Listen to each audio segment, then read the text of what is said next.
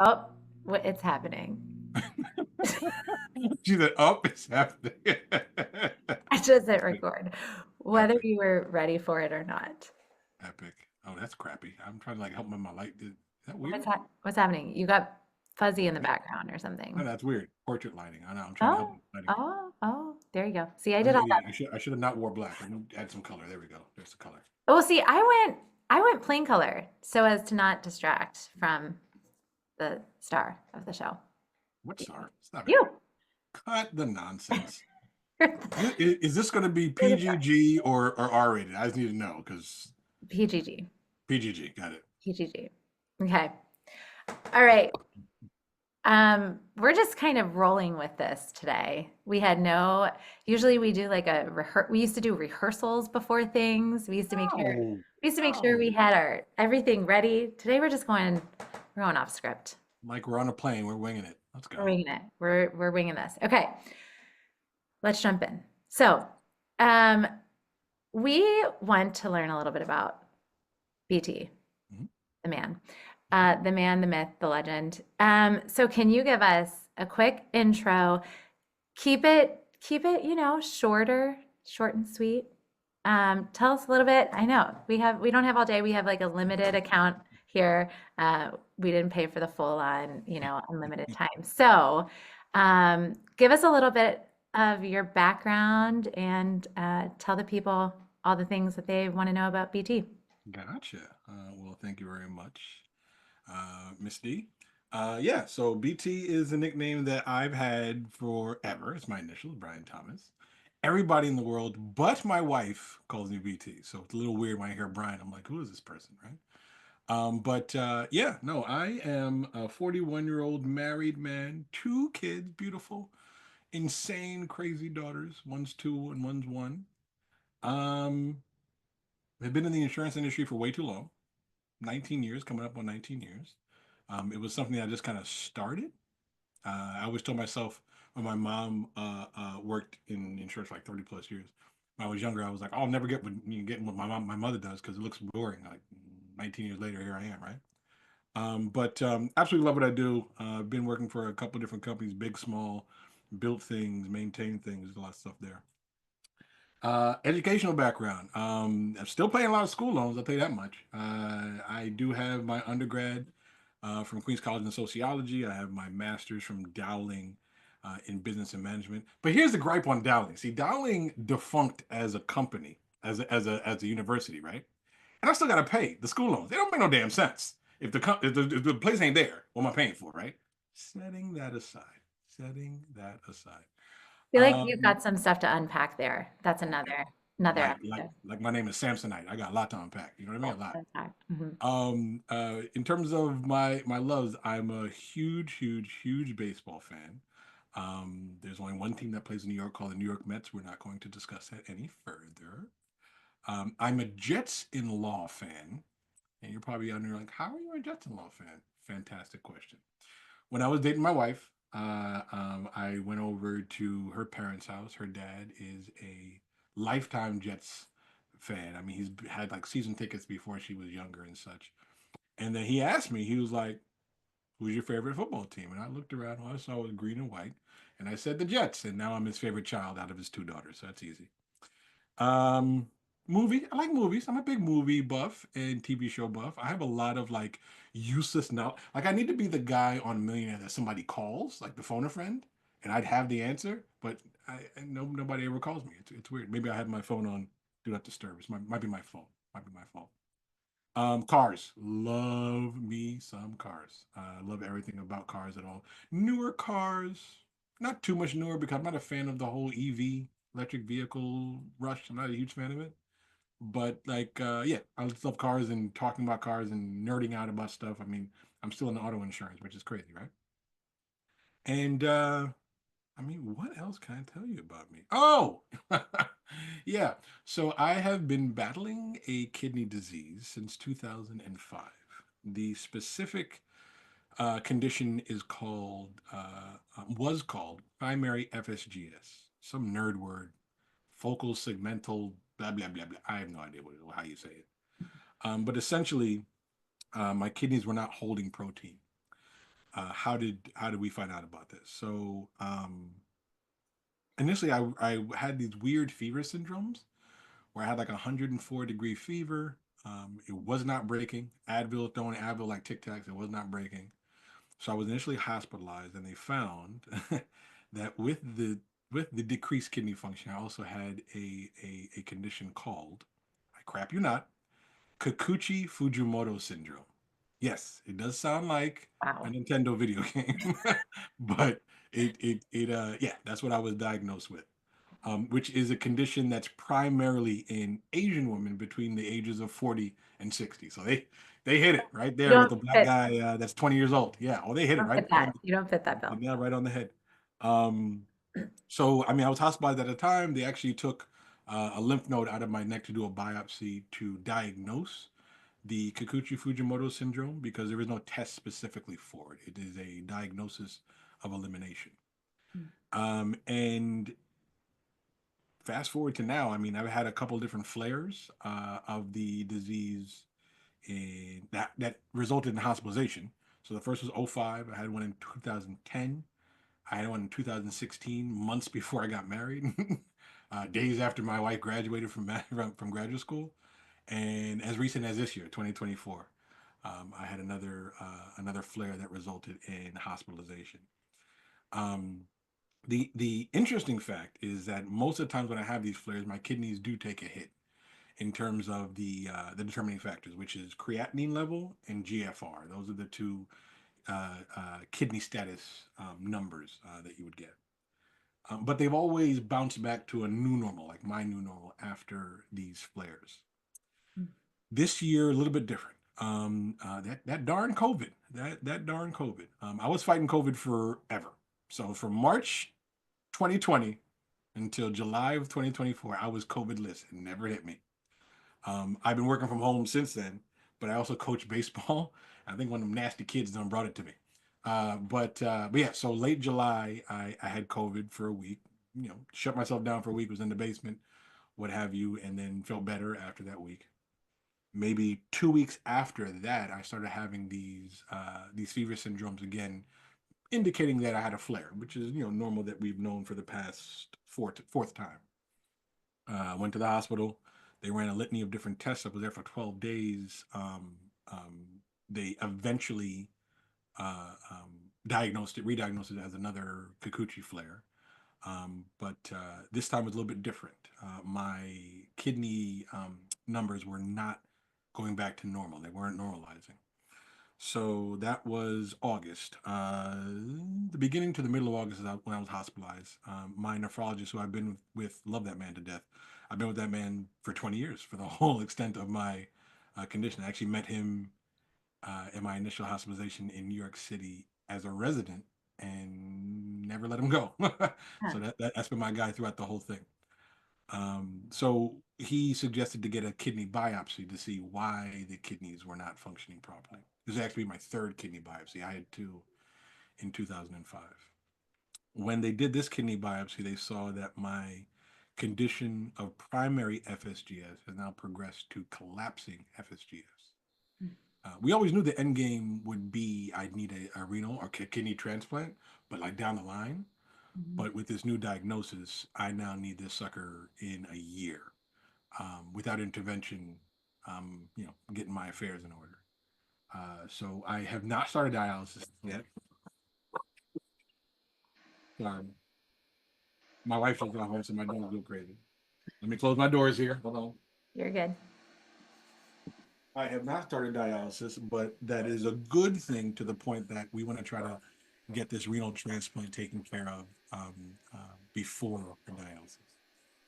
I know I've been speaking for a very long time, and I apologize. That was a long-winded answer. No, that actually, I mean, you took 20 years and condensed it to a short amount of time. So, what I find so interesting, and we've been friends for a while, I knew nothing of any of this. In fact, when I found out, I was like, "What?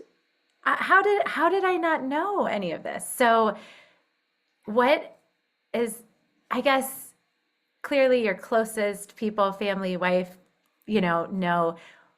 Have you always kind of kept it to yourself? Like what? Tell me a little bit about that. That's a fantastic question, Di. I don't bother people with my my stuff. The world is crazy. The world is beating down everybody. Everybody's going through their struggles, their victories, their journeys. Why is mine better than anybody else's, right? Or worse than anybody else's? And I'm a person of help. You know what I mean? Like I'd rather hear somebody else's journey that they're going through and find ways to help them out. Why bother them with mine? So yeah, no, not intentionally. I mean, if anybody's asked a question, if I had a hospitalization or I'm taking all these medicines and going to a couple of doctor's appointments, somebody asked, I would tell them. I'm not a secretive person, but Mhm. it's just to the point that I'm not trying to bother people with my issues. That's essentially what it is. Yeah. Well, I'm truly amazed. I mean, from the moment I met you, you've always been such a positive, uplifting, supportive person. And I think now I know tears. Now it's our turn to be that for you, right? So, um, I guess how can your community of friends, family, I know people are helping now. What's the best way that we can help? I know in talking with Tam, getting the word out on social media and within your social networks, is that truly the number one way that you can get a kidney? Is that right? Fantastic question. That would be the second best way. Okay. The first best way, as selfish as it sounds, if you're choosing to be a part of my journey, get yourself tested. That's the first part of the way you can help.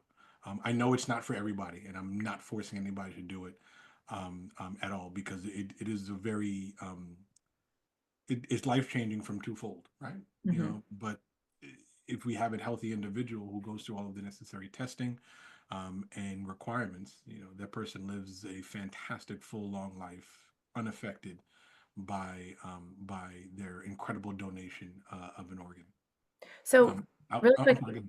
so sorry to interrupt, but I think one of the biggest like misconceptions, I guess, when I started sharing your story, um, a mutual friend of ours was like, "Okay, what do we need to do? Do we need to tell him our blood type? You know what? Like we're getting in here. We're gonna make this happen. And so, do we need to be a blood type match? Is that the first? And so, even for me, I did a short amount of Googling, but I was like, I don't know that it's blood type match. I think there's like a lot more to it. So I think, can you teach us a little bit about that misconception of like, I have to match your blood type in order for me to donate a kidney? Which is a great question. And the funny thing is within, I mean, we're now talking in December. Between October and December, my wife and I have become experts in this. Yeah.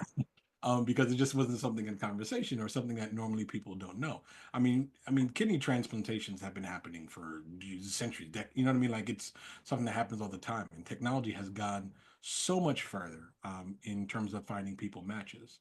Not even so much technology, but the actual process itself. So you don't need to be an exact perfect match because normally it's very difficult to find. People say, "Oh, friends and family." That doesn't mean that you're actually going to be a match with a family member or such. Mhm. There's specific markers that are in everybody's DNA or everybody's organs that would be the things that would be more so to match. But here's the thing that's also very intriguing. NYU, which is one of the transplant teams that I'm working with here in New York City, I'm sorry, New York State, has something called a donor program.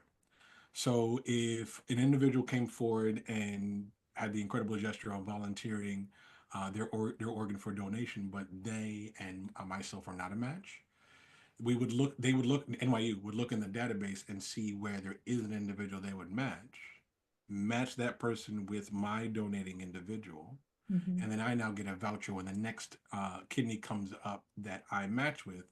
I almost move up in the list. Mhm. The list that we talk about is a deceased donor list that is the giant list that everybody's on. Right. there's different states that are in different regions. New York is in Region 9, and within Region 9, there are 99,000 people waiting in New York alone for a deceased kidney. Oh my gosh. That's the reason why, we are so strong in the campaign for a living donor, because it moves it up on the list. I mean, if I'm 99,001, I'm not going to make it, right? So that's why we kind of put ourselves in these situations to see what else. Hmm. We've also, at the recommendation of a couple of transplant teams, have reached out to other transplant centers within the country. So we have a couple of different states that we're working with right now. But this NYU is the only program that we have the living donor addition to. All the other ones are deceased donor lists as well. So, yeah, no. So to answer your question, you do not have to be an exact match to be able to assist. Okay. Do you know what the process is like from someone who might be interested in being a living donor? So they, the best thing, go to your website. There's information on the website that goes to the hospital that you're working with, and then they circle back and get the process started. Correct, correct. I'm gonna make sure I have the website right. I just haven't been a part of that. My wife has done it, so I want to make sure I want to I get know. it right. I think I have it over here I too. got it. Yep. Kidney4BT.com. KIDNEY, the number 4 Mhm. BT.com. But yes, all of the information is on there on how you would contact NYU. You would run through. Oh, wait, let me reverse.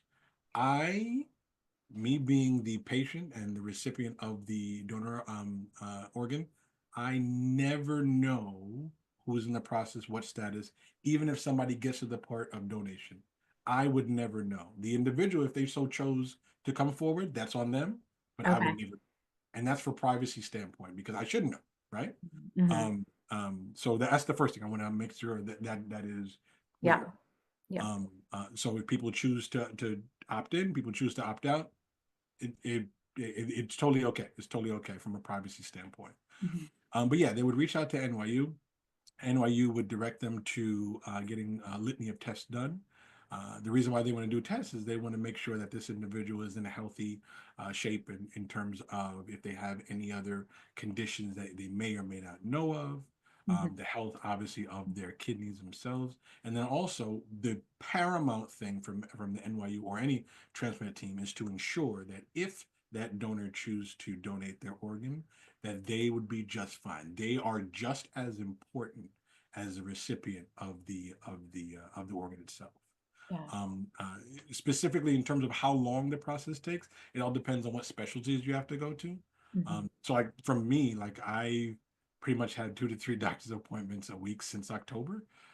We have discussed obviously nephrology with a couple, rheumatology, an immunologist, an allergist, a hematologist. I mean, we've gone through a couple different people. I cannot say that the donor would go through that many, but for a standard fact, they obviously would go through a nephrologist. There would be some bloods drawn.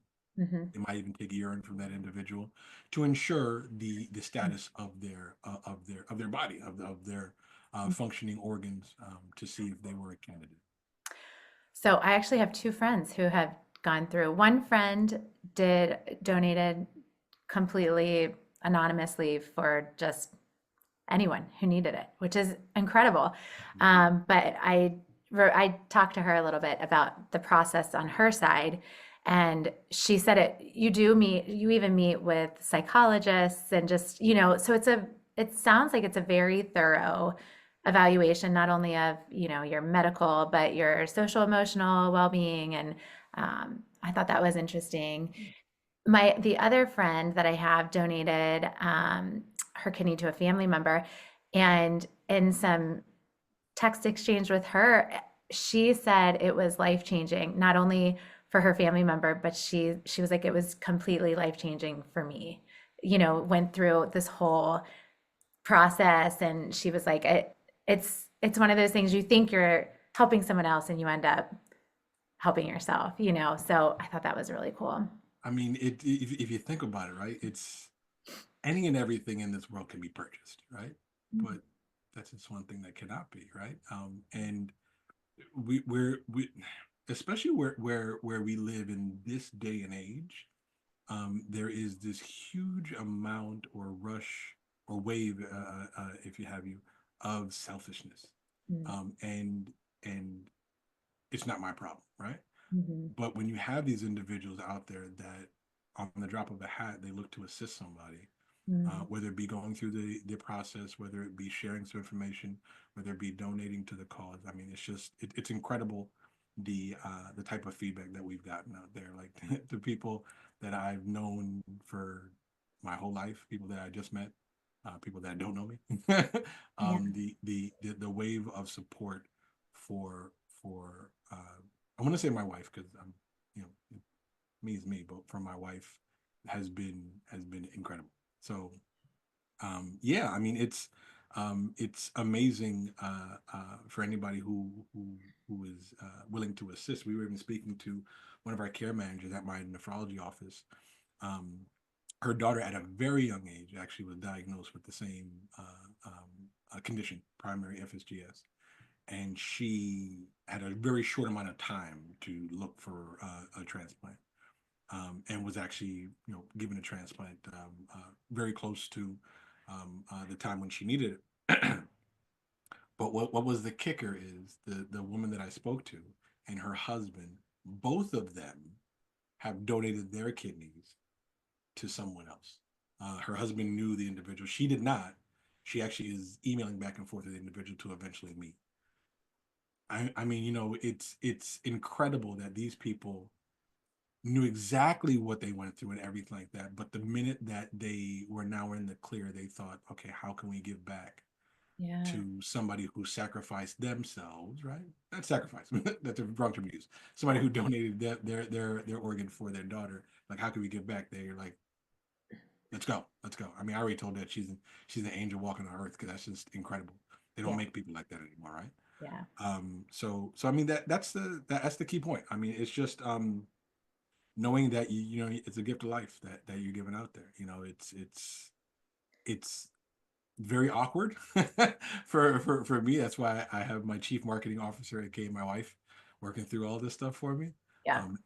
And she has a bunch of lieutenants, specifically yourself as well, kind of helping out in getting the word out. I mean, it's Yeah. just the thing, you know what I mean? Just as much as we can get the word out, and whoever can assist, it, Yeah.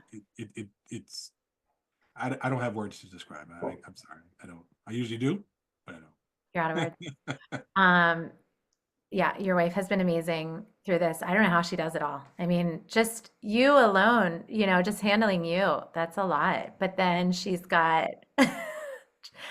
animals and children and doing all the things. It's We didn't amazing. discuss all that now. See, okay, so yes, there's two children here, two and one, and there's two dogs that Brian claims. I claim the two children, The and I chinchillas? claim the two. I don't claim the chinchillas. There's a lot. There's a lot she's handling. Okay, that giant cage is blocking my big screen TV. Not a fan. Never been. Oh, Never they're been. so cute. Dusty, Dorian, right? Yes, Dusty and Excellent. Dory. Can they make an appearance on the next episode for us, please? If Tamara go guess, I'm not touching them things. I don't have enough hand sanitizer. I'm not touching them Oh. things. Okay, two other questions came to mind when you were talking. Number one, so you talked about your conditions. Just curious, is that something that runs in the like family? Is that Yeah, well, another great question. no? I also don't know. Is that an okay thing to ask? I don't know. No, it's totally fine. Totally Okay. fine. No, there is no kidney. I mean, my father had kidney stones, probably in the last 10, maybe 15 years. But that was an acute condition. He had a kidney stone. They pulled him out. He's fine. Mhm. Um, no, kidney issues don't really run in my Okay. family.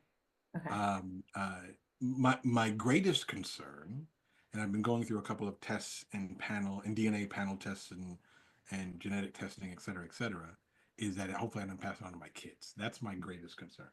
Do you want to make a cameo? Come, come.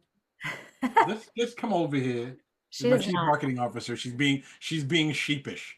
We were just talking about how wonderful you are.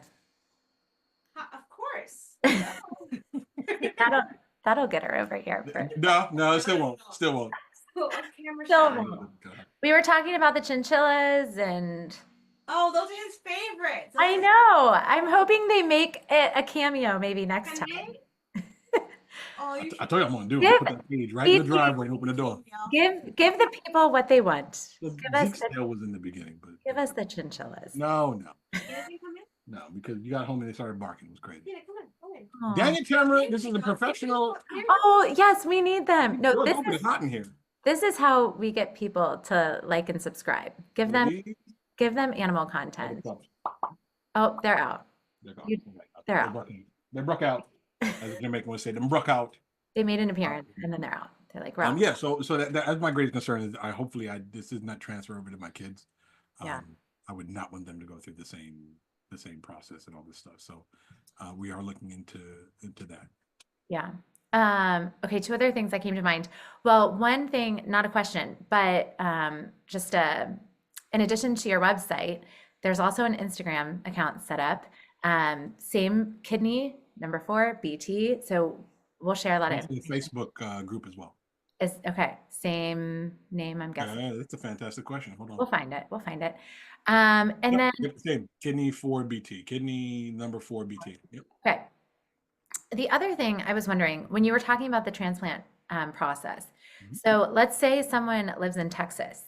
Do they eventually travel to New York to be able to do the transplant, or is it something like they do everything in Texas, or how does that work? That's a fantastic question. It all depends on what medical facilities are in that person's general location. Okay. NYU might be able to partner directly with that place to make sure that all the testing is done. If this person has the inability to travel, they could have the situation of donating the organ and putting that sucker on a Concorde first class, flying it over to, Transporting it, yeah. right? Oh yeah. I mean, obviously the easiest option is for that individual to be in the same facility, same operating room and everything like that. And then it just, yep. I'm told I'm saying the wrong thing. Well, because you don't want people to think that it's if the best is for him to find somebody in New York, because it doesn't matter. They said to us, you could have somebody in a different state and it can be done. They will fly the organ up to you, and you'll be waiting on the operating table to receive your organ. Which is the same thing I just said. If you can close those doors for me. BT, we scooch over. I am not direct. Well, she's not a So basically, what I she's not a nudist. She has what to I wanted to get at is people don't need to feel like I need to live close to Brian to be able Yes. to do this. Like they can be anywhere and Yes. it can happen no matter where you're located. That's why I'm telling you to make sure people understand it doesn't have to be your next door neighbor right next to you. It can, no, I'm not. Oh no, I'm not here.